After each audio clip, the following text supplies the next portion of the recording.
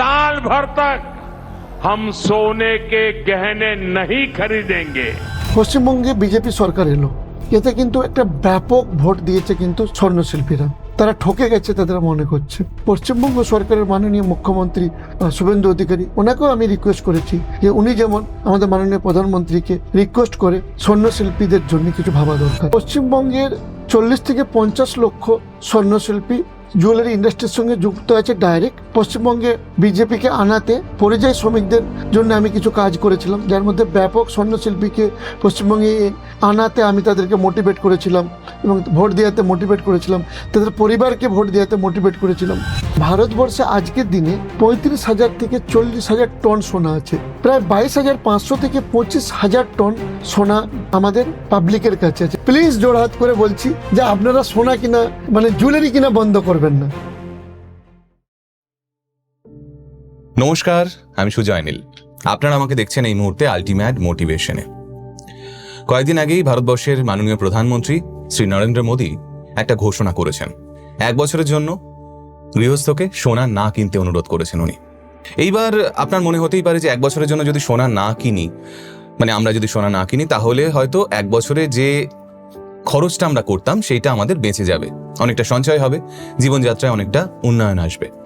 কিন্তু একটা দিক ভেবে দেখেছেন, এর উল্টো দিকটা? মানে ভেবে দেখুন, আপনার এলাকাতেই কতগুলো ছোট ছোট সোনার দোকান রয়েছে, তাছাড়া এত ব্র্যান্ডস রয়েছে সারা ভারতবর্ষ জুড়ে, সেখানে কত সোনা কর্মী।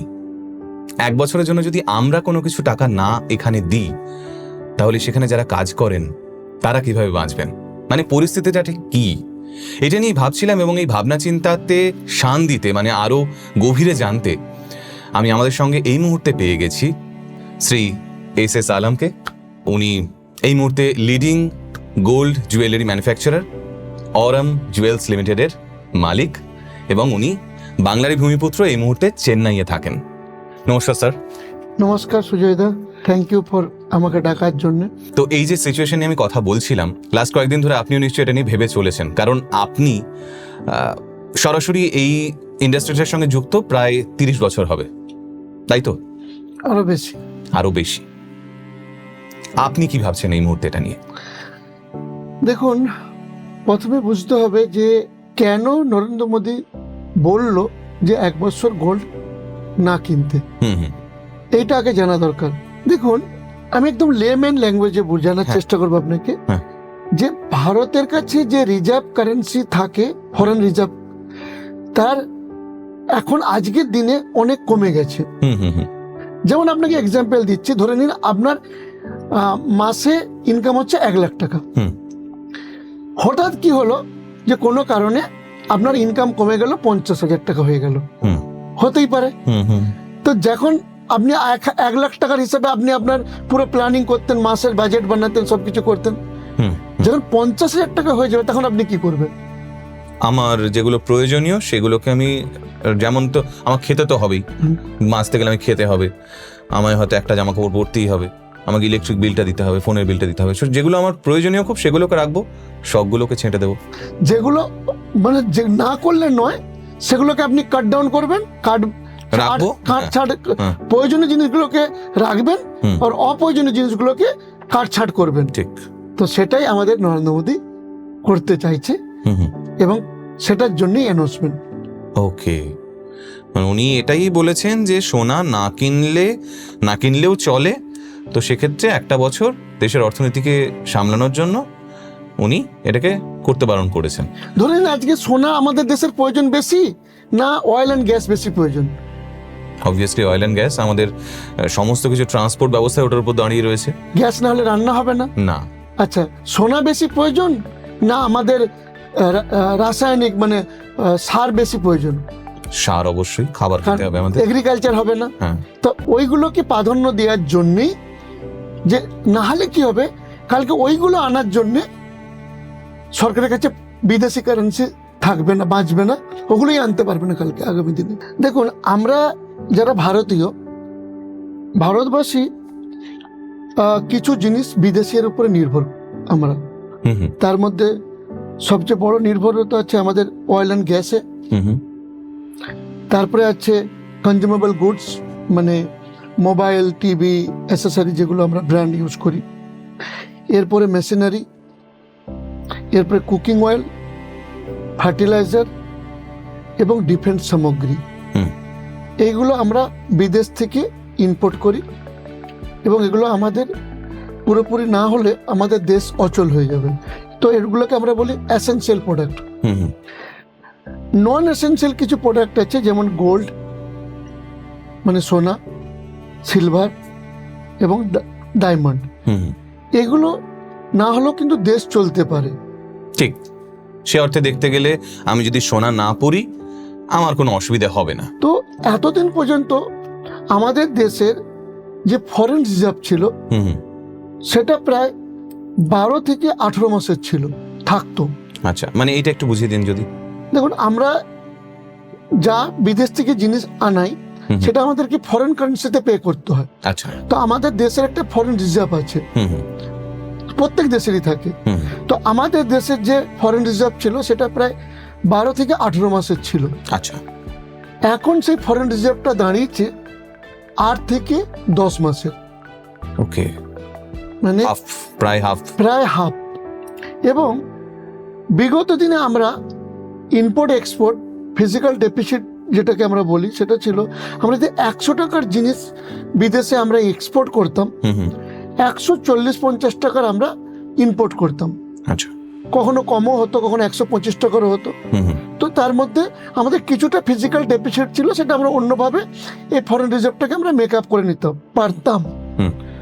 বাট এখন আমরা যদি 100 টাকার এক্সপোর্ট করি, আমাদের প্রায় 170 থেকে 200 টাকার ইম্পোর্ট করতে হচ্ছে, হুম, যার জন্যে আমাদের ফিজিক্যাল ডেফিসিটটা একটা বিশাল বড় খারাপ জায়গায় পৌঁছে গেছে। এই রকমই যদি চলতে থাকে তাহলে আগামী দিনে এরকম হতে পারে যে আমাদের যেগুলো জরুরতের জিনিস এসেনশিয়াল, সেগুলো আমরা আর বিদেশ থেকে আনতে পারবো না। যেমন আমরা আমাদের আশেপাশের কান্ট্রি দেখতে পাচ্ছি, পাকিস্তান, বাংলাদেশ, হুম। নেপাল, শ্রীলঙ্কা, তাদের দেশে অয়েল গ্যাসেরও সংকট এসে গেছে। হুম হুম কিংবা এরকম হতে পারে যে আগামী দিনে যদি আমরা ফার্টিলাইজার বিদেশ থেকে না আনতে পারি, তাহলে আমাদের দেশের এগ্রিকালচার বন্ধ হয়ে যাবে, এগ্রিকালচারে এফেক্ট পড়বে। এগ্রিকালচার যদি এফেক্ট পড়ে তাহলে আমাদের দেশের খাদ্য সংকট হতে পারে, আমরা কিন্তু আবার একবার দুর্ভিক্ষর দিকে যেতে পারি। সেই জন্যে আমাদের প্রধানমন্ত্রী এটাকে আপাতকাল ভেবে এরকম একটা ডিসিশন এবং এরকম একটা অ্যানাউন্সমেন্ট করতে বাধ্য হয়েছে। আচ্ছা। বাট আমার মনে হচ্ছে যে ওনার অ্যানাউন্সমেন্ট করতে একটু লেট হয়ে গেছে, যেহেতু 5টা স্টেটে ইলেকশন ছিল, হুম হুম হুম যাতে এই ইলেকশনে এটা ইম্প্যাক্ট না পড়ে একটু লেট করে এটা অ্যানাউন্সমেন্ট করেছে। এছাড়া আরেকটা জিনিস হয়েছে, এই যে সরাসরি উনি বলেছেন যে তোমরা 1 বছর গোল্ড কিনো না, এবং তার সঙ্গে বলেছে যে 1 বছর বিদেশ ঘুরতে যেও না। এই দুটোর জন্যে ট্যুরিজম ইন্ডাস্ট্রিতে ব্যাপক প্রভাব পড়বে এবং জুয়েলারি ইন্ডাস্ট্রিতে একটা ব্যাপক প্রভাব পড়ে গেছে অলরেডি। আমার মনে হয় এটা উনি যে করার আগে যদি উনি ইন্ডাস্ট্রি এক্সপার্টের সঙ্গে, ইন্ডাস্ট্রি লিডারের সঙ্গে পরামর্শ নিয়ে আলোচনা করে কিছু পলিসি বানিয়ে যদি এই অ্যানাউন্সমেন্টটা করতো, তাহলে এই প্যানিকনেস হয়তো হতো না। আচ্ছা। তো যেটা হয়ে গেছে এখন হয়ে গেছে, এটাকে তো আর ফিরিয়ে আনা যাবে না। বাট আজকে আমি এসেছি যে এই সিচুয়েশনটাকে কীভাবে রিকভার করা যায়, কীভাবে স্বাভাবিক করা যায়। গভর্নমেন্টকে আমি কিছু সাজেশন দিতে এসেছি। আমি অলরেডি ডাইরেক্ট কিছু সাজেশন পাঠিয়েছি, দেখা যাক আমার সাজেশনের উপরে ওনারা কতটা কাজ করে। আজকে আপনার মাধ্যমে কিছু সাজেশন দেবো গভর্নমেন্টকে। আজকে আমি আম পাবলিককে, বাঙালিদেরকে যারা সোনা কেনা বেচা কিনে, তাদেরকে কিছু সাজেশন দেবো, এবং তার সঙ্গে যারা জুয়েলারি রিটেলার তাদেরকে আমি কিছু সাজেশন দেবো, এবং সবচেয়ে বড় অংশ বাঙালি স্বর্ণশিল্পী, তাদেরকে আমি কিছু সাজেশন দেবো। এবং আমি শুরুতেই যেটা কথাটা বলছিলাম, আমি কি কারণে এই প্রশ্নটা করলাম বা ওই বিষয়টার উত্থান করলাম, তার কারণ অনেকেই কমেন্ট করছিলে তোমরা যারা আলটিমেট মোটিভেশন দেখো, যারা নিয়মিত ফলোয়ার্স, তোমাদের কারণেই হয়তো আমাদের ভিডিওতে এত এত ভিউজ হয়। লিখছিলে যে আমাদের কি হবে এবার, মানে আপনি যাদেরকে নিয়ে কাজ করেন, আপনার এই মুহূর্তে প্রায় কতজন আপনার সঙ্গে জড়িয়ে রয়েছে যারা স্বর্ণশিল্পী বা কাজ দেখুন, করছেন? দেখুন এই মুহূর্তে আমার কোম্পানিতে ডাইরেক্ট ইনডাইরেক্ট এমপ্লয় প্রায় 1500 থেকে 2000, কিন্তু পশ্চিমবঙ্গের প্রায় 40 থেকে 50 লক্ষ স্বর্ণশিল্পী আছে যারা জুয়েলারি ইন্ডাস্ট্রির সঙ্গে যুক্ত আছে ডাইরেক্ট, এবং এটা টোটাল যদি দেখা যায় ফিগার প্রায় 1.5 থেকে 2 কোটি লোক ইনডাইরেক্টলি এর সঙ্গে কানেক্টেড আছে।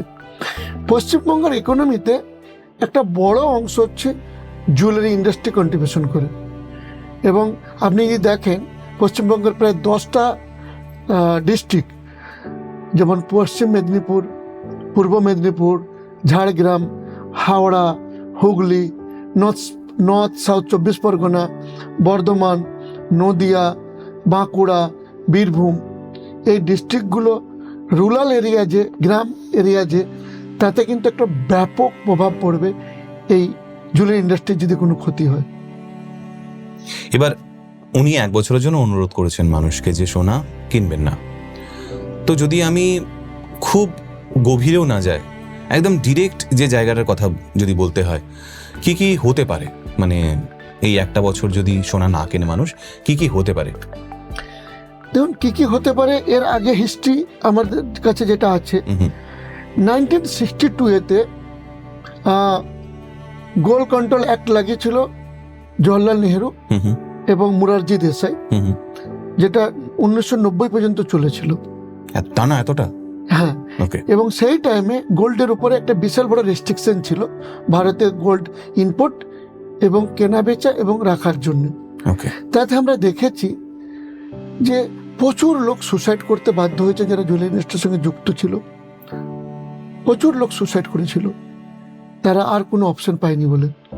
এবং তার সঙ্গে মানে এই মানুষগুলো কারা, মানে যারা জুয়েলারি আর্টিজেন, জুয়েলারি কারিগর, আচ্ছা কারিগর, ম্যানুফ্যাকচারিং কিংবা জুয়েলারি বিজনেসের সঙ্গে যুক্ত আছে, প্রচুর লোক সুসাইড করেছিল, প্রচুর লোক জেলে গিয়েছিল, প্রচুর লোক জুয়েলারি ইন্ডাস্ট্রি ছেড়ে দিয়ে অন্য বিজনেসে শিফট হয়ে গিয়েছিল।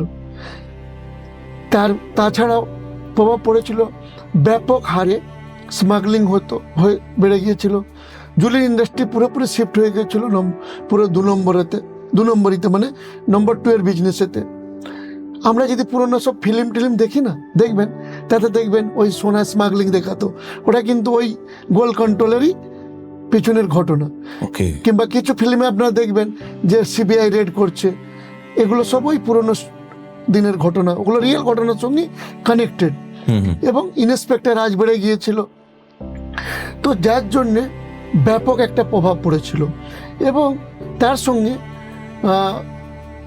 জুয়েলারি ইন্ডাস্ট্রিতে যারা জুয়েলারি কিনতে চায় তারা তো কিনবেই, তাদেরকে কিন্তু রোখা যায়নি।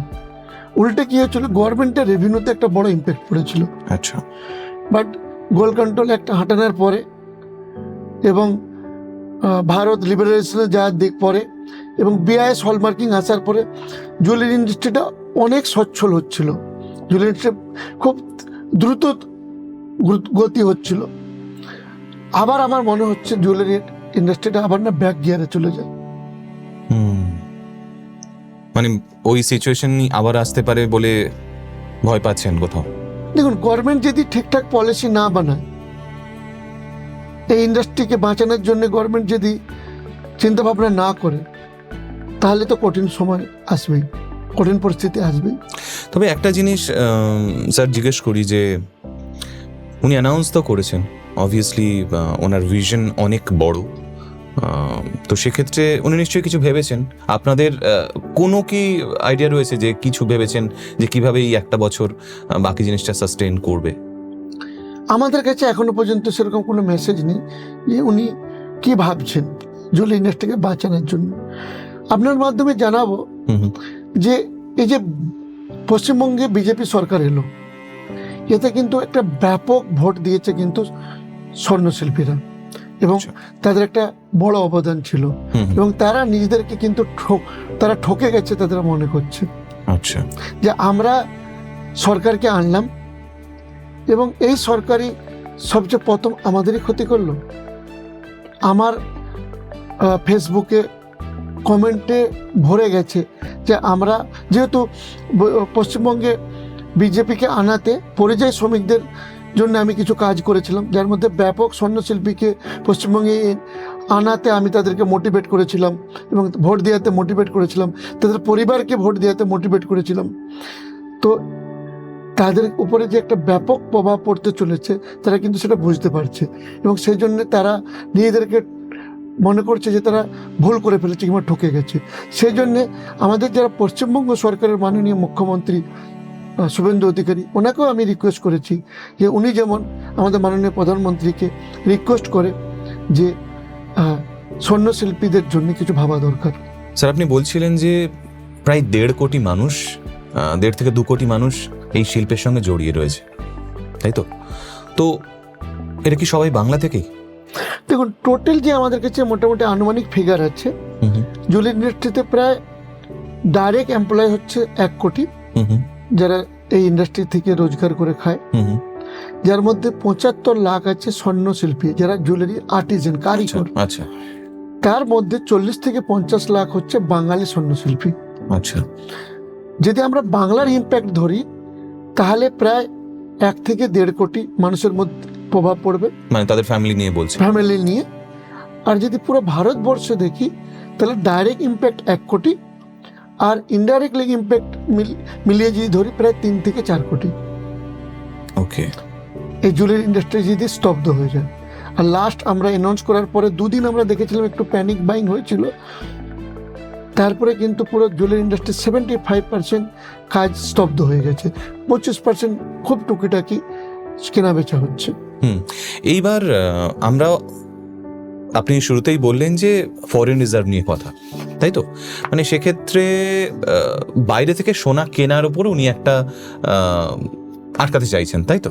এটাই তো মেইনলি উনি বলতে চেয়েছেন, যে বাইরে থেকে যেন সোনাটা ভারতে না আসে।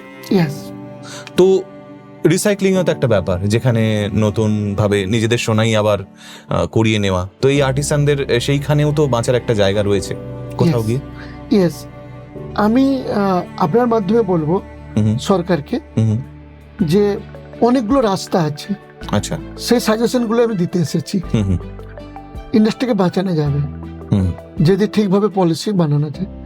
প্রথম তো আপনাকে জানাবো যে ভারতবর্ষে আজকের দিনে 35,000 থেকে 40,000 টন সোনা আছে। পৃথিবীর সবচেয়ে বেশি সোনা যদি কোথাও থাকে সেটা হচ্ছে ভারতবর্ষে আছে। এমনি আমরা আমাদের দেশকে সোনিকে চিড়িয়া বলি না, মানে আমাদের দেশ কিন্তু আজকের দিনে সবচেয়ে বেশি সোনা হোল্ড করে।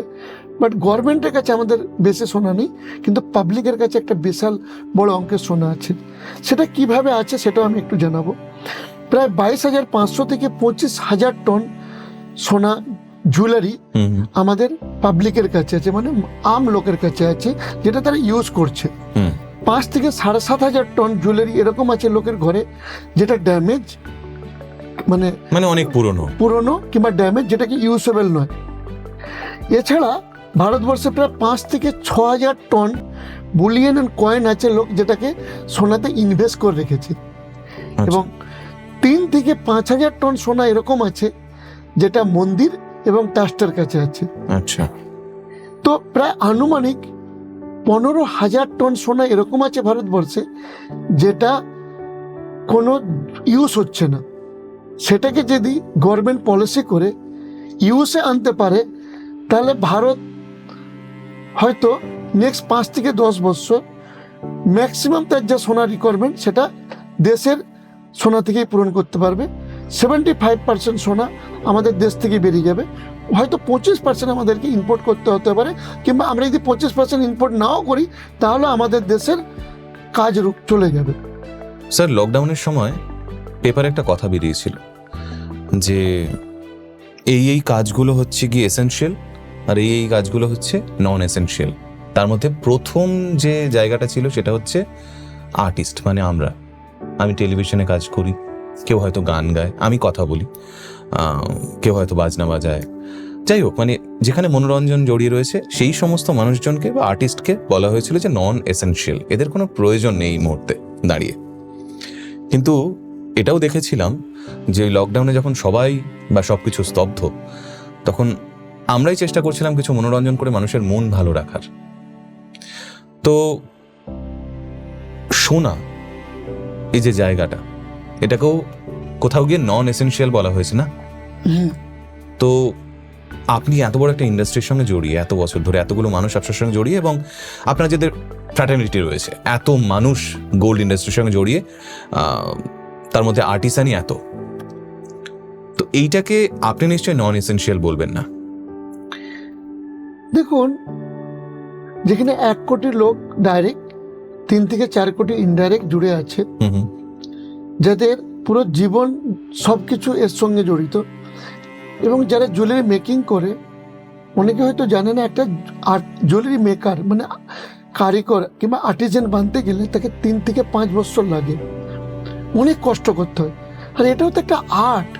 যেমন কেউ ছবি আঁকে, কেউ গান গায়, কেউ নাচে, কেউ অ্যাক্টিং করে, সেটা যেমন আর্ট, জুয়েলারি মেকিংও কিন্তু একটা আর্ট। আর ভারত হচ্ছে সবচেয়ে ভালো জুয়েলারি বানায়, এবং বাঙালিরা সবচেয়ে ভালো জুয়েলারি মেকিংয়ের কারিগর। তো আমরা তাদেরকে নন এসেনশিয়াল কতটা বলবো, এতে কিন্তু কোশ্চেন মার্ক আছে। এবং আর একটা জিনিসও তো মানা হয়, মানে আমি দেখেছি আমাদের মা ঠাকুমাকে সবাইকেই, যে সোনা হচ্ছে গিয়ে সঞ্চয় এবং এটা অসময়ের সঙ্গী। এই জিনিসটা তো আমাদের মানে যারা ঠাকুমা দিদিমা তাদের কাছ থেকে এটাই শুনে এসছে, যে যার কাছে যত সোনা আছে সে তত স্ট্রং মনে মনে, যে আমার তো এটা আছে, আমি অসময়ে আমি এটাকে কাজে লাগাতে পারি। তো সেই জায়গাটা এই মুহূর্তে দাঁড়িয়ে কতটা গুরুত্বপূর্ণ হয়ে রয়েছে, নাকি এখন শুধুমাত্রই শখের কারণে মানুষ সোনাটাকে পরে বা কেনে? দেখুন, পৃথিবীর কমন কারেন্সি কিন্তু সোনা, পৃথিবীতে বাকি সব পেপার কারেন্সি। এরকম কোনো কারেন্সি নেই যেটা আপনি পুরো পৃথিবীতে আপনি চালাতে পারবেন। খালি সোনাই এমন একটা জিনিস যে পৃথিবীর যে কোনো জায়গায় আপনি যে বিক্রি করে আপনি ক্যাশ করতে পারেন, রাত্রে 3টের সময় ক্যাশ করতে পারেন। তো gold is the common currency. তো গোল্ডকে যে বিলিভ করে লোক, এটা কিন্তু এমনি করে না। আর তেতা যুগ দিয়েও যদি দেখেন, আমরা যদি ঠাকুর দেবতাও দেখি, তারাও কিন্তু গোল্ডকেই বিলিভ করতো। তো এখানে একটা জিনিস, যেখানে সঞ্চয়কে সঙ্গী করেও মানুষজন সোনা কেনেন, তো যখন অসময় আসে তখন হয়তো এই সঞ্চয়ের কথা মানুষ না ভেবে যেটা আছে সেটা থেকেই মানুষ চালানোর চেষ্টা করে, যেটা আপনি এক্ষুনি বলছিলেন, যে আমাদের কাছে যেটা আছে সেটা দিয়েই যদি আমরা আগামী 1 বছর চলতে পারি। আলটিমেটলি যারা সিচুয়েশনে পড়ে তারা জানে যে কোথায় কি হচ্ছে না, আমরা বাইরে থেকে অতটা বুঝতে পারবো না। আমি তো যেটুকু পেপারে পড়েছি বা টেলিভিশনে যেটুকু দেখেছি, মাননীয় প্রধানমন্ত্রী যেটা বলেছেন সেটা শুনেছি, তার থেকেই আমি বোঝার চেষ্টা করছিলাম কিছু কমেন্টস দেখে, যে দাদা এবার আমাদের কি হবে, আমাদের নিয়ে একটু ভিডিও করো, আমাদের নিয়ে একটু কথা বলো। তো সেখান থেকেই তো আজকের এই আলোচনাটা, যে তাদের যাতে একটুখানি আমরা শান্তি দিতে পারি, তারা যাতে স্বস্তি পায়। কিন্তু যখন এই খবরটা এসে পড়লো, যেমনটা লকডাউন যখন হয়েছিল ঘোষণা, তখন আমরা ভাবছিলাম যে কি হবে, এত প্যানিক করছি আমরা, বাড়িতে সবাই আটকে গেছি। তো এটাও তো কোথাও গিয়ে একটা সোনার জন্য লকডাউন, তাই তো? মানে যারা গোল্ড ইন্ডাস্ট্রির সঙ্গে জড়িয়ে, তো যখন এটা ঘোষণা হলো, তখন অরম জুয়েলারির সঙ্গে যারা জড়িয়ে রয়েছে, যারা ডিরেক্ট এমপ্লয়ি, তারা ফার্স্ট আপনাকে কি বললো? তাদের মধ্যে যে ফিলিংস, তাদের যে কথাবার্তা, সেটাই কি শুনতে পেয়েছিলেন? দেখুন, রবিবার যখন অ্যানাউন্সমেন্ট হলো, তারপর থেকে আজ পর্যন্ত আমি ঠিকভাবে ঘুমাতে পারিনি। আমি ঘুমাতে পারিনি এই জন্যই নয় যে আমার নিজের কোনো চিন্তা হচ্ছে, আমার চিন্তা হচ্ছে সেই সব স্বর্ণশিল্পীদের জন্যে যাদের কাছে রোজগারের একমাত্র সাধন হচ্ছে জুয়েলারি ম্যানুফ্যাকচারিং। তার সঙ্গে আমার সঙ্গে যারা জুড়ে আছে, তাদেরকে আমি কিভাবে সাপোর্ট করব। আমি তো পারবো না যে এই দুদিনে তাদেরকে ছেড়ে দিতে। ঠিক, আমি তো পারবো না যে তারা কিংবা তাদের পরিবাররা কষ্টতে থাকবে আর আমি হেসে খেলে থাকতে পারবো, আমি এটা পারবো না। আর আমার যারা সঙ্গী, আমার সঙ্গে যারা কাজ করে, তাদেরকে আমি সঙ্গী মনে করি, আমার সহকর্মী মনে করি। তারা আমাকে এত বছর আমার সাথ দিয়েছে, আমি তাদেরকে কি করে ছেড়ে দেবো? আমার খুব কষ্ট হচ্ছে, সেজন্য ঘুমাতে পারিনি আজ লাস্ট কয়েকদিন ঠিকভাবে। যখন গিয়ে কথা বলছিলেন ওদের সঙ্গে, ওরা কি বলছিল, মানে ওদের প্রথম কথায় কি ছিল? অনেকে কান্নাকাটি শুরু করে দিয়েছে, অনেকে পরিবার খুব চিন্তা শুরু করে দিয়েছে, তাদের কাছে অন্ধকার হয়ে গেছে পুরো সব কিছু। তারা আগে কোথায় যাবে, কি করবে, তারা কিছু ভাবতে পারছে না। আমরা অনেক সময় দেখি, মানে আমি আমার যেহেতু নিজের বাড়ি রানাঘাট, অনেক সময় দেখেছি এরকম অনেক শিল্পী হয়তো এই ইন্ডাস্ট্রিটা ছেড়ে অন্য কাজের দিকে গেছে, সেটা বিভিন্ন সিচুয়েশন হতে পারে। তো আজ কি মনে হচ্ছে যে এরকম অনেকেই এই ইন্ডাস্ট্রি ছেড়ে অন্য কাজের খোঁজ করছে, অন্য কাজের খোঁজ করবে, বা এরকম সিচুয়েশন আজকে হয়েছে মানে আবার হবে না বা আবার আসবে না, কি মনে করছেন? আমি আপনাকে সুজয়দা বলবো, জিজ্ঞেস করবো, ধরুন আপনি আপনার জীবনে একটা টাইম এই কাজ শিখতে আপনি টাইম লাগিয়েছেন, আপনি তো একটা আর্টিস্ট, ঠিক। আপনাকে যদি কালকে এরকম সিচুয়েশন হয় যে আপনাকে এটা ছেড়ে অন্য অপশন যেতে হবে, তখন আপনার কি পরিস্থিতি হবে? এবার ভাবুন, ভেবে কি কষ্ট হয় দেখুন। ঠিক। যারা 20 বছর, 25 বছর, 30 বছর এই ইন্ডাস্ট্রিতে আছে, যারা কারিগর হওয়ার জন্যে 3 বছর 5 বছর টাইম লাগিয়ে দিয়েছে, তারা অন্য কাজ পারবে বলে মনে হয় না, তাদের খুব কষ্ট হবে। যদিও করতে যায়, দেখো মানুষকে তো বাঁচার জন্য অনেক কিছু করতে হয়, কিন্তু তার অনেক কষ্ট হবে। গভর্নমেন্টকে সাজেশন কিছু তো আপনি দিতে চাইছিলেন, কিছু দিয়েছেন, সঙ্গেই এই পরিস্থিতিকে সাস্টেন করার জন্য ইমিডিয়েট ছোটখাটোভাবে কি ভেবেছেন যেভাবে করতে পারেন, যে এইভাবে অন্ততপক্ষে আমি আমার মতো করে আমার পরিবারটাকে আগলে রাখতে পারি? দেখুন, প্রথম তো সব কিছু নির্ভর করছে গভর্নমেন্ট পলিসির উপরে। তো আমি প্রথমে গভর্নমেন্টকে সাজেশনটা দেবো যে এই সিচুয়েশনটাকে ঠিক করা যেতে যায়। আমার কাছে খুব ভালো কিছু সাজেশন আছে, আমি 7 দিন ধরে রিসার্চ করার পরে আমি সাজেশনগুলো দিচ্ছি, আমি এমনি রাতারাতি দিচ্ছি না। যেমন আমি আপনাকে বললাম, আমি গভর্নমেন্টকে এই সাজেশনটা দেবো যেটা আমি লাস্ট 6-7 দিন ধরে রিসার্চ করে যেগুলো পেয়েছি, যেহেতু আমার 39 বছর জুয়েলারি ইন্ডাস্ট্রির একটা এক্সপিরিয়েন্স, সেখান থেকে যেটা আমি পেয়েছি সেটা আমি গভর্নমেন্টকে বলবো। প্রথম বলবো যে ভিডিএস স্কিম আনার জন্য, ভলেন্টারি ডিসক্লোজ স্কিম, এর আগে আমরা দেখেছি টাকার উপরে আনা হয়েছে। তো ভারতে যারা আনঅ্যাকাউন্টেড গোল্ড রেখেছে, নম্বর 2 এর গোল্ড আছে, তাদেরকে যদি একটা মৌকা দেওয়া হয় যে তুমি তোমার সোনাটাকে কিছুটা ট্যাক্স ভরে ডিক্লেয়ার করে দাও, তাহলে একটা বড় অংশের সোনা ডিক্লেয়ার হবে। দ্বিতীয় আমি বলবো যে গোল্ড মনিটর স্কিম এর আগে ছিল, সেটাকে আবার দ্বিতীয়বার যদি আনা হয়। এই স্কিমটা কি ছিল actually? Gold monitor scheme means, যেমন আপনার কাছে যদি টাকা থাকে, আপনি ব্যাংকে যেয়ে জমা করে আপনি তার একটা ইন্টারেস্ট পেতে পারেন। গোল্ডটাকেও ব্যাংকে যেয়ে জমা করে দিলে তার পিছনে একটা ইন্টারেস্ট পাবেন আপনি। কিন্তু আগে যে স্কিমটা বানানো হয়েছিল তাতে ইন্টারেস্ট রেটটা এত কম রাখা হয়েছিল, সেজন্য অনেকেই ইচ্ছা করেই সোনাটাকে রাখেনি। তো গোল্ড মনিটর স্কিমটাকে যদি আবার রিপ্ল্যানিং করে আনা যায়, যার মধ্যে আমার সাজেশন আছে যে ইন্টারেস্টটাকে একটু বাড়িয়ে দিয়ে, এবং তার সঙ্গে ব্যাংক, আগে ছিল শুধু ব্যাংকে গোল্ড ডিপোজিট করা যাবে, এবারে ব্যাংকের সঙ্গে সঙ্গে এনবিএফসিকেও যদি লাইসেন্স দেওয়া হয়, এবং অথরাইজ জুয়েলার্সকেও যদি, কিংবা জুয়েলারি বিজনেসম্যানকেও লাইসেন্স দেওয়া হয়, তাহলে কিন্তু গোল্ড ডিপোজিট একটা বড় অংশ হতে পারে। কারণ জুয়েলার্স তো ডাইরেক্ট কানেকশন আছে কাস্টমারের সঙ্গে, তো একটা বড় অংশে গোল্ড ডিপোজিট হবে। দ্বিতীয় আমি সাজেশন দেবো যে আমাদের ভারতের রিজার্ভ ব্যাংকে প্রায় 880 টন সোনা আছে, সেই সোনাটাকে যদি রাষ্ট্রীয় ব্যাংক যেগুলো আছে, SBI, আদার্স ব্যাংক, সেই ব্যাংকের মাধ্যমে যদি গোল্ডটাকে সার্কুলেশনে আনা হয়, তাহলে ভারতের প্রায় 1 বছরের সোনার যে চাহিদা সেটা আর হবে না। ভারতের সোনার চাহিদা মাত্র 700 থেকে 800 টন, বাকি আমাদের যে টোটাল চাহিদা তার মধ্যে একটা বড় অংশ কিন্তু 300 টনের মতন আমরা রিসাইকেলিং গোল্ড থেকে পূরণ করে নিই। তো এটা একটা বড় কাজে লাগতে পারে। এছাড়া আমি গভর্নমেন্টকে সাজেশন দেবো যে কিছুদিনের জন্যে যদি বুলিয়ন অ্যান্ড কয়েন ইনভেস্টমেন্টের যারা কিনে, সেটাকে বিক্রির উপরে রোক লাগায়, সেটা বিক্রি বন্ধ করে দেয়। এছাড়া যেটা হাই পিউরিটি জুয়েলারি, মানে 24 carat, 23 carat, 22 carat, 20 carat jewellery, high purity জুয়েলারিকে যদি রোক লাগানো যায়, তাহলে কি হবে, সোনা কম ইউজ হবে। লো পিউরিটি জুয়েলারি বিক্রি হলে, জুয়েলারি অতটাই বিক্রি হলো কিন্তু সোনাটা কম লাগলো। এছাড়া হেভি ওয়েট জুয়েলারি যেগুলো আছে, সেগুলোকে যদি বিক্রিতে একটু কমানো যায়, তার জন্য কিছু পলিসি আনা যায়। এছাড়া ভারত হচ্ছে বিশ্বের সবচেয়ে বৃহত্তম জুয়েলারি এক্সপোর্টার আচ্ছা। আজকের দিনেও। বাট এখন কিন্তু আমাদেরকে চায়না বড় কম্পিটিশন দিচ্ছে। হুম। কেন দিচ্ছে?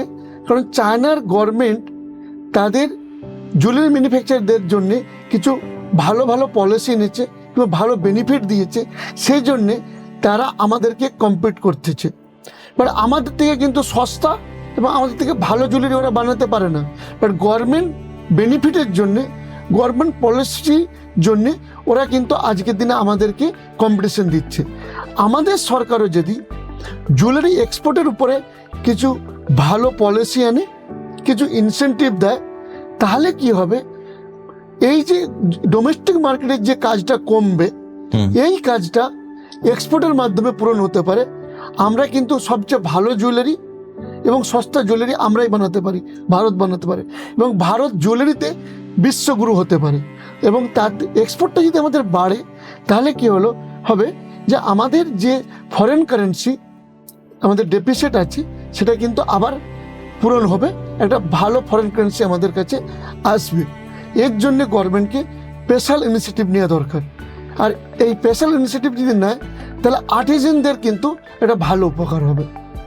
তো আজকের দিনে দাঁড়িয়ে গভর্নমেন্টের সাজেশন তো ঠিক আছে, কিন্তু যারা সরাসরি যুক্ত এই শিল্পটার সঙ্গে, তারা নিজেদেরকে কিভাবে ঠান্ডা রাখবে, তারা নিজেদেরকে কিভাবে শান্ত করবে, তারা নিজেদেরকে কিভাবে স্ট্রং রাখবে যে এই পরিস্থিতিটাও পাল্টে যাবে, আমরাও ঠিক থাকবো, যদি একদম প্র্যাকটিক্যালি ভাবি, আপনি কি ভাবছেন, কি সাজেশন দেবেন যারা সরাসরি এই মুহূর্তে আলটিমেট দেখছে? দেখুন, যারা সরাসরি জুয়েলারি ম্যানুফ্যাকচারিং এর সঙ্গে যুক্ত আছে, মানে ছোট ছোট দোকান যারা, না আমি দোকান, একটা হচ্ছে জুয়েলারি যারা রিটেল করে। জুয়েলারি ইন্ডাস্ট্রির তিনটে ভাগে ভাগ। হ্যাঁ, একটু বলুন। জুয়েলারি ইন্ডাস্ট্রির তিনটে ভাগে ভাগ আছে। একটা হচ্ছে ম্যানুফ্যাকচারিং সেক্টর, একটা হচ্ছে ট্রেডিং সেক্টর, যেটাকে আমরা হোলসেল বলি, আর একটা হচ্ছে রিটেলিং সেক্টর। আচ্ছা। এই অ্যানাউন্সমেন্ট হওয়ার পরে সবচেয়ে বড় যেটা ইম্প্যাক্ট পড়েছে কিংবা পড়বে আগামী দিনে, সেটা হলো রিটেলিং সেক্টরে আর ম্যানুফ্যাকচারিং সেক্টরে। রিটেলিং সেক্টরে এই জন্য পড়বে, তাদের অনেক বড় অপারেশন কস্ট এবং তার সঙ্গে তাদের একটা অনেক বড় ইনভেন্টরি আছে, তার একটা কস্ট আছে, তার ইন্টারেস্ট আছে ব্যাংকে। তো তাদের ইম্প্যাক্ট পড়বে, তারা সার্ভাইভ কীভাবে করবে তার জন্য তারা চিন্তিত। সেজন্য দেখবেন যা ম্যাক্সিমাম যত রিটেল কোম্পানি আছে, ব্র্যান্ড আছে, যে লিস্টেড কোম্পানি, তাদের লোয়ার সার্কিট লাগছে শেয়ারেতে। এছাড়া যারা ম্যানুফ্যাকচারার, তাদের একটা fix operation cost, huge operation cost আছে। যেমন আমার কোম্পানিরও এটা হিউজ অপারেশন কস্ট আছে। আমি নিজে কীভাবে সার্ভাইভ করব, আমি এখনো ঠিক করে উঠতে পারিনি। আচ্ছা। যারা হোলসেল করছে, তাদের জন্য খুব বড় চিন্তার কারণ নেই, তাদের হয়তো বিজনেসটা কমবে, বাট তারা সার্ভাইভ করে যাবে। এর সঙ্গে সঙ্গে যেটা করণীয়, যে যখন আমি দেখলাম সিচুয়েশন বুঝে গেলাম, তখন আমার কারিগরদেরকে কাজ দেওয়ার জন্যে, আমার বিজনেসকে বাঁচানোর জন্যে আমি যেটা নিজে ভেবেছি, সেটাই আমি অন্যকে সাজেশন দেবো। আচ্ছা। সেটা হলো যে একটা আমি এক্সপোর্টের জন্য এখন থেকেই ভাবছি যে এক্সপোর্ট করব জুয়েলারি। তার জন্য আমার দরকার ইন্টারন্যাশনাল স্ট্যান্ডার্ডের এবং হাই কোয়ালিটি জুয়েলারি ম্যানুফ্যাকচারিং করব আমি আগামী দিনে, আরও বেটার জুয়েলারি, যেটা বিদেশে যেমন বিক্রি করতে পারি এক্সপোর্ট করে। এছাড়া আমি এক্সপোর্টে কোনো বাধা নেই, এক্সপোর্টে আজকের দিনও বাধা নেই। যদি গভর্নমেন্ট পলিসি আনে, তাহলে তো সোনে পে সোহাগা। আচ্ছা। হ্যাঁ, গভর্নমেন্ট নিশ্চয়ই পলিসি আনবে এক্সপোর্টের জন্য, আমি আশা রাখছি। ওকে। তো এক্সপোর্টের জন্য যে জুয়েলারিটা দরকার, ডোমেস্টিকে কি হয়, কোয়ালিটি অত বেটার কোয়ালিটি জুয়েলারি না হলেও চলে, কিন্তু ইন্টারন্যাশনাল স্ট্যান্ডার্ডের জুয়েলারি, ভালো quality jewellery, light weight jewellery দরকার। সেইটার উপর আমি এখন থেকে প্ল্যানিং করছি, ভাবছি। আচ্ছা। এছাড়া আমি যেটা ভাবছি যে এক্সপোর্ট করতে গেলে কিছু সেক্টর আছে যার ডোমেস্টিকও ডিমান্ড আছে আর ইন্টারন্যাশনালও ডিমান্ড আছে, যার মধ্যে একটা হলো সিলভার জুয়েলারি। আচ্ছা। বেশ কিছুদিন ধরে আমি দেখছি যে সিলভার জুয়েলারি একটা ভালো ডিমান্ড ইন্ডিয়াতেও আছে এবং ইন্ডিয়ার বাইরেতেও আছে। তো এটা যদি একটু শিফট করা যায়, কিছুটা কাজ, আমার যেহেতু সিলভার সেগমেন্ট নেই, আমি সিলভার সেগমেন্টের দিকে যাওয়ার চিন্তা ভাবনা নিচ্ছি। এছাড়া আমি চিন্তা ভাবনা নিচ্ছি যে আর্টিফিশিয়াল জুয়েলারি কিংবা ফ্যাশন জুয়েলারি, যেটাকে আমরা বলি, তার একটা ব্যাপক চাহিদা বেড়েছে ইন্ডিয়াতে এবং এর ইন্টারন্যাশনাল চাহিদা একটা বিশাল বড় আছে। এটার উপরেও আমি ভাবছি যদি এতেও কিছু যদি কাজ করা যায়। তো এছাড়া ল্যাব গ্রো ডায়মন্ড, এটারও একটা ব্যাপক চাহিদা ইন্ডিয়াতে এবং ইন্টারন্যাশনাল আছে, কিংবা আগামী দিনে আরও বাড়বে, এটার উপরও আমি একটা ভাবছি। এছাড়া যে আমার আরও কি কি করণীয়, সেটা কিন্তু আমি গভর্নমেন্টের পলিসির উপরে নির্ভর করে আমি আরও ভাববো। তো সেই জন্যে আমি যে সাজেশনগুলো দিচ্ছি আমার স্বর্ণশিল্পী ভাইদেরকে, যারা জুয়েলারি ম্যানুফ্যাকচার জুড়ে আছে তাদেরকে, এটা নিয়ে এখন থেকে তারা ভাবনা চিন্তা শুরু করুক। কিন্তু গভর্নমেন্ট পলিসি যখন একটু ক্লিয়ার হয়ে যাবে, তখন কিন্তু তাদেরকে কিছু মেজর স্টেপ নিতে হবে এবং কিছু মানে একটু আলাদা কিছু দিকে এগাতে হবে। যে আমি যেটা করতাম সেই অর্থোডক্স, সেটার উপরে বসে থাকলেই চলবে না। আমাদেরকে নতুন কিছু, যেমন আমরা এক টাইমে কি হতো, আমরা দেখতাম যে আমরা রিলওয়ালা ক্যামেরা ফটো তুলতাম। আজকে আমরা কি কেউ রিলওয়ালা ক্যামেরায় ফটো তুলি না, অবসলিউট হয়ে গেছে অবভিয়াসলি। একটা টাইমে আমরা কি করতাম, আমরা অ্যাম্বাসেডার চালাতাম। আজকে কি আমরা কেউ অ্যাম্বাসেডার চালাই? তো সময়ের সঙ্গে সঙ্গে গভর্নমেন্টের পলিসি সিচুয়েশনের হিসাবে আমাদেরকে নিজেদেরকে একটু পরিবর্তন হতে হবে। তো এই যে সাজেশনগুলো আমি দিলাম, আশা করছি এই সাজেশনগুলোর উপরে আমার স্বর্ণশিল্পী ভাইয়েরা যারা জুয়েলারি ম্যানুফ্যাকচারিং জুড়ে আছে তারা একটু ভাববে। আর যারা একদম রিটেলারশিপ, যারা ছোট ছোট দোকানদার, যারা বিভিন্ন এলাকায় রয়েছে, তারাও প্যানিক করছে, আপনাকে আজকে এই ভিডিওতে দেখে তারা হয়তো অনেকটা ভরসা পাবে, এই কথাগুলো বলছেন, তাদের জন্য যদি কোনো সাজেশন থাকে। দেখুন, যারা রিটেলের সঙ্গে আছে তাদেরকে আমার সাজেশন হচ্ছে যে তারা যদি কয়েকটা স্টেপ নেয় ইমিডিয়েট, যার মধ্যে একটা হলো যে তারা প্রমোশন অ্যান্ড ইনসেন্টিভ স্কিম চালায় পুরনো সোনাকে বদলি করে নতুন জুয়েলারি দেওয়ার। তাহলে কি হলো, তার বিক্রিটা শুরু থাকলো। একটু প্রমোশন করতে হবে, একটু ইনসেন্টিভ স্কিম চালাতে হবে যে তুমি পুরনো সোনা, পুরনো জুয়েলারি, ড্যামেজ জুয়েলারি কিংবা তোমার কাছে যে ঘরে পড়ে থাকা জুয়েলারি ওটা নিয়ে আসো আর নতুন জুয়েলারি নিয়ে যাও। এটা অলরেডি কিছু কর্পোরেট কোম্পানি চালু করে দিয়েছে। আচ্ছা, এটা অলরেডি চালু করে দিয়েছে, এটার উপরে জোর দিতে হবে। এছাড়া যদি লো পিউরিটি জুয়েলারি, যেমন 18 ক্যারেট, 14 ক্যারেট, 9 ক্যারেটের জুয়েলারিকে প্রমোট করে কিংবা বিক্রির উপরে তারা একটু বেশি ফোকাস করে, তাহলে কি হবে, এতে একটা মানুষ যে 1 লাখ টাকায় যে সোনাটা কিনতো সেটা সে 50,000 টাকায় সে সোনাটা কিনতে পারবে। সোনার পরিমাণটা কমে যাবে কিন্তু জুয়েলারিটা ওটাই থাকবে। আর ইন্টারন্যাশনাল স্ট্যান্ডার্ডে কিন্তু লো পিউরিটি জুয়েলারি বেশি বিক্রি হয় এবং লো পিউরিটি জুয়েলারি কিন্তু খুব ভালো লাগে। আর গোল্ড কন্ট্রোল অ্যাক্টের সময় কিন্তু লো পিউরিটি জুয়েলারি ইন্ডিয়াতে বেশি বিক্রি হতো এবং তখন গভর্নমেন্ট লো পিউরিটি জুয়েলারিকে স্ট্যান্ডার্ডাইজ করে দিয়েছিল, হাই পিউরিটি জুয়েলারি বিক্রি বন্ধ করে দিয়েছিল। এছাড়া আমি বলবো যে হাই পিউরিটি জুয়েলারি, যেমন 24 ক্যারেট, 22 ক্যারেট, 20 ক্যারেট, 23 ক্যারেট, এই জুয়েলারিগুলোকে তারা যদি কম বিক্রি করার চেষ্টা করে কিংবা মিনিমাইজ করে, এটার উপরে তারা কাজ করা দরকার। একটু রিজার্ভ করতে পারে। হ্যাঁ, হেভি ওয়েট জুয়েলারি বিক্রি করা থেকে যদি নিজেদেরকে একটু কম করার চেষ্টা করে, তাহলে হেভি ওয়েট জুয়েলারি স্টক যদি কম রাখে তাহলে তাদের ইনভেন্টরি কম করতে পারবে। এছাড়া বুলিয়ন অ্যান্ড কয়েন বিক্রি করা বন্ধ করা দরকার, কারণ আমরা আলটিমেটলি তো আমরা দেশের নাগরিক। দেশের খালি ওই সেনাবাহিনী যারা কাজ করে তাদেরই দায়িত্ব নয় যে তারা বর্ডারে যে দেশকে রক্ষা করবে। ঠিক, দেশের এখন বিপদ, আমাদেরকেও দেশের বিপদে আমাদেরও একটা কন্ট্রিবিউশন দরকার। ঠিক, আমাদের প্রত্যেকেরই একটু কন্ট্রিবিউশন দরকার। তো যদি রিটেলাররা তারা একটু কন্ট্রিবিউশন দেয় যে ভাই আমি দেশের জন্য বুলিয়ন অ্যান্ড কয়েন বিক্রি করা এখন কিছু দিনের জন্য বন্ধ রাখলাম। এছাড়া তাদের যে পরিচিত কাস্টমার এবং বন্ধু বান্ধব আছে তাদেরকে যদি তারা একটু মোটিভেট করে যে তোমার কাছে যেসব অপ্রয়োজনীয় জুয়েলারি আছে, ড্যামেজ জুয়েলারি আছে কিংবা বুলিয়ন আছে, কয়েন আছে, ইনভেস্টমেন্ট, ওগুলোকে ওপেন মার্কেটে আইদার বিক্রি করে দাও, আর আইদার তুমি গভর্নমেন্টে যদি কোনো স্কিম এসে সেই স্কিমের তাহেত ব্যাংকে কিংবা এনবিএফসিতে কিংবা যাদেরকে লাইসেন্স দেবে তাদের কাছে ডিপোজিট করে দাও, কিংবা ওরা যদি জুয়েলার্সকে আছে ওগুলোকে লোন মারফত দিয়ে দেয়, তাহলে ওই গোল্ডটা সার্কুলেশন এসে যাবে।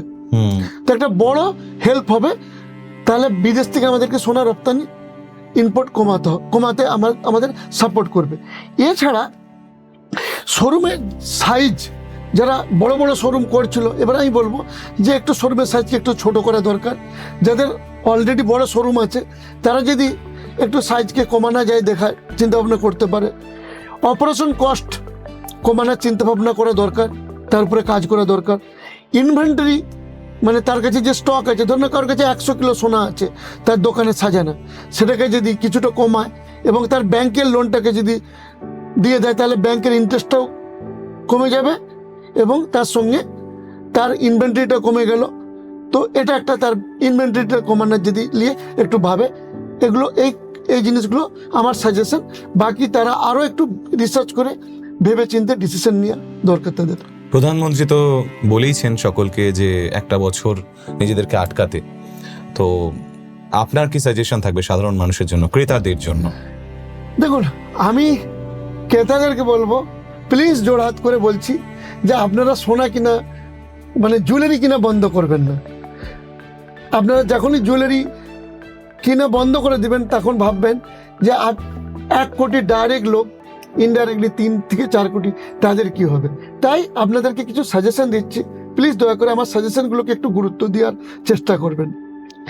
একটা হলো, যখনই আপনারা জুয়েলারি কিনতে যাবেন তখন দেখুন যে আপনার বাড়িতে যেসব পুরনো জুয়েলারি আছে, ড্যামেজ কিংবা যেইগুলো ইউজ করেননি, ওই জুয়েলারিগুলো নিয়ে যেয়ে দোকানে যেয়ে আপনার রিকোয়ারমেন্টের জুয়েলারি পাল্টিয়ে নিন। তাহলে কি হবে, নতুন সোনা কম লাগবে, পুরনো সোনা দিয়ে আপনার রিকোয়ারমেন্টটা পূরণ হয়ে যাবে। এছাড়া আপনার যেগুলো জরুরত, যেমন বিয়েতে গিফটে যেগুলো জরুরত, সেই জুয়েলারিগুলো কিনুন। এক্সট্রা যদি আপনার কাছে অনেক বেশি পয়সা থাকে, এখন কিছুদিন আপনারা ইনভেস্টমেন্টের জন্য জুয়েলারি না কিনে ওই টাকাটাকে আপনারা অন্য কোনো সেক্টরে, মানে ব্যাংকিং সেক্টরে হোক কিংবা শেয়ার মার্কেটে হোক, কিংবা রিয়েল এস্টেটে হোক, অন্য কোনো সেক্টরে ওই টাকাটাকে ইউজ করুন। সোনাতে এখন কিংবা চাঁদিতে এখন ওই টাকাটাকে আপনারা ইউজ করবেন না। এছাড়া আমি বলবো, লো পিওরিটি মানে 18 ক্যারেট, 14 ক্যারেট, 9 ক্যারেটের জুয়েলারি কিনুন। হাই পিওরিটি মানে 24, 23, 22 এবং 20 ক্যারেটের জুয়েলারিকে কম কেনার চেষ্টা করুন।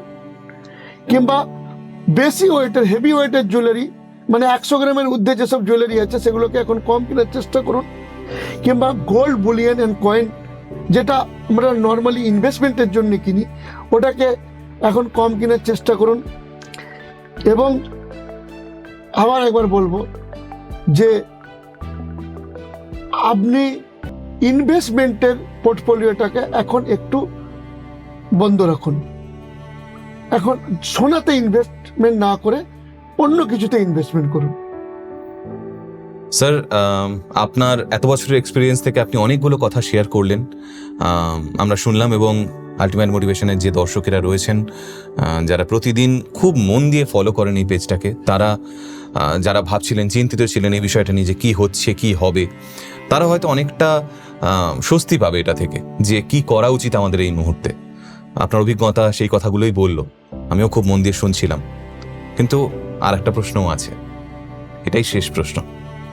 এই যে আপনার অভিজ্ঞতা থেকে প্রায় 39 বছর, আপনি বলছিলেন কথায় কথায় 39 বছর ধরে আপনি সোনা ইন্ডাস্ট্রির সঙ্গে জড়িয়ে রয়েছেন। মাননীয় প্রধানমন্ত্রী বলেছেন যে 1 বছরের জন্য সোনা না কিনতে, এই ইন্ডাস্ট্রিটায় না খরচ করতে। আপনি অনেকগুলো কথা বললেন, সেই কথাগুলো থেকে আমি তো অনেক কিছু বুঝলাম, এবং যারা আলটিমেট মোটিভেশনের দর্শক তারাও অনেক কিছু বুঝলেন। আশা করি এই সিচুয়েশনে যারা আমরা একটু কনফিউজড সবাই, তারাও বুঝলাম যে কি করা উচিত, কি করলে ভালো হয়। কিন্তু এটাও একটা বড় প্রশ্ন হয়ে রয়েছে যে এই সিচুয়েশন, মানে যে সোনা না কিনতে অনুরোধ করার যে সিচুয়েশন, সেটা কি 1 বছরের জন্যই থাকবে? দেখুন, এই যে 1 বছরের যে কোশ্চেন মার্ক, এটা কিন্তু ভারত সরকারের উপরে নির্ভর নেই। আচ্ছা, এটা নির্ভর করে ইউক্রেন রাশিয়ার যুদ্ধ, এটা নির্ভর করে আমেরিকা, ইসরায়েল, ইরানের যুদ্ধ, এটা নির্ভর করে পৃথিবীর যে জিওপলিটিক্যাল সিচুয়েশন যেটা তৈরি হয়েছে সেটা, এবং আমাদের যে ইকোনমিক ক্রাইসিস, ফরেন রিজার্ভের ক্রাইসিস, সেটা। এই 4টে জিনিসের উপরে নির্ভর হতে পারে। যদি সব সিচুয়েশন ঠিক হয়ে যায়, হয়তো 6 মাসে আবার প্রধানমন্ত্রী হয়তো অ্যানাউন্সমেন্ট করে বলে দিবে যে না, এবারে তোমরা সোনা কিনো। কিংবা আমাদের দেশের যা সোনা ভান্ডার আছে, পলিসির মাধ্যমে যদি সে সোনাটা বেরিয়ে যায়, তাহলে হয়তো আমাদের প্রধানমন্ত্রী এসে হয়তো বলে দিবে যে না, এবারে তোমরা সোনা কিনো। তো এটার জন্য আমাদেরকে ওয়েট করতে হবে। বাট আজকে তো আমি বলছিলাম যে সোনা কিনা বন্ধ করার দরকার নেই, হ্যাঁ কিছু প্রিকশন নিয়ে দরকার। মোদিজি একটু বলাতে যদি একটু কারেকশন করে নিতেন, একটু প্রবলেম হয়েছে, লোকের বুঝতে একটু প্রবলেম হয়েছে, যে উনি যদি এটা বলে দিতেন যে আপনার কাছে যে পুরনো সোনা আছে ওটা নিয়ে দিয়ে নতুন জুয়েলারি কিনুন, তাহলে লোকের কাছে আরো ক্লিয়ারিটি হয়ে যেত। হ্যাঁ, আমার কাছে জুয়েলারি আছে সেটাই আমি দিয়ে আবার কিনবো, এতে তো কোনো আপত্তি নেই। দেশের সোনা যদি সার্কুলেশন এসে যায় তাহলে তো আপত্তি নেই। আপত্তি আছে যে আমাদেরকে বিদেশ থেকে যদি সোনা আনাতে হয় তাহলে আমাদের ফরেন রিজার্ভের প্রবলেমস আছে। তো আমার মনে হয় ওই কোভিডের, আবার বলবো যে কোভিডের সিচুয়েশন যেমন আমরা প্রথম দিনই বলতে পারিনি যে কতদিনে হবে, কতদিনে ভ্যাকসিন হবে, কিন্তু যখন এমার্জেন্সি সিচুয়েশন তৈরি হয় তখন সবাই চেষ্টা করে, আমরা সবাই একজোট হয়ে চেষ্টা করে যে কিভাবে এই সিচুয়েশনকে কন্ট্রোলে আনা যায় কিংবা এটাকে রিভাইভ করা যায়। তো আমাদের সরকার খুব তাড়াতাড়ি চিন্তা ভাবনা করবে হয়তো, এবং খুব তাড়াতাড়ি হয়তো সিচুয়েশন ঠিক হয়ে যাবে, এটা আশা করছি। এই আশার বার্তা নিয়েই আমাদের আজকের এই আলোচনা শেষ করব। মানে যদি সাম আপ করতে হয় আজকের আলোচনা টোটালি, এক কথায় কি বলতে চাইবেন? দেখুন, আমি আপনার কাছে এসেছি, আমি ক্যামেরার কাছে খুব কম আসি। আমি আমার বিজনেসম্যান, আমার কাজ হচ্ছে বিজনেস, আমি একজন স্বর্ণশিল্পী। আমার কোথাও মনে হয়েছে যে 40 থেকে 50 লক্ষ যে স্বর্ণকার আছে এবং পশ্চিমবঙ্গের যে আম জনতা আছে তাদের কাছে একটা ক্লিয়ার মেসেজ যাওয়া দরকার, সেজন্য আজকে আমি এসেছি। আমি সকলের ভালো চাই, আগামী দিনে সকলের যেমন ভালো হয় এটা আশা করব। আমরাও সেই আশাই করব। সবাই ভালো থাকবেন। যারা দেখছিলেন এতক্ষণ, আশা করি একটা ক্লিয়ার চিত্র পেলেন যে স্বর্ণ দুনিয়ায় গোল্ডের যে ওয়ার্ল্ড রয়েছে, যেখানে সোনা কেউ শিল্পী হয়ে তৈরি করে সোনার গহনা, কেউ কেনে, কেউ পরে, কেউ সঞ্চয়ের জন্য রাখে, কেউ হয়তো শখে। কিন্তু সিচুয়েশনটা যেমন সে অনুযায়ী দেশের প্রধানমন্ত্রী, তাঁর ভিশন আমাদের থেকে অনেকটা উঁচুতে, অনেকটা বড়, তিনি অনেকটা দূর দেখতে পান। তো সেটা ভেবেই উনি একটা আপিল করেছেন সারা ভারতবাসীকে। তো সেখান থেকেই সিচুয়েশনগুলো কোন দিকে যায় আমরাও নজরে রাখবো। আশা করি সবটা ভালো হবে। সবাই ভালো থাকবেন। স্যার, আপনিও ভালো থাকবেন। খুব ভালো লাগলো আলোচনা করে, অনেকটা ক্লিয়ার চিত্র পেলাম। আপনারাও সবাই ভালো থাকবেন। নমস্কার।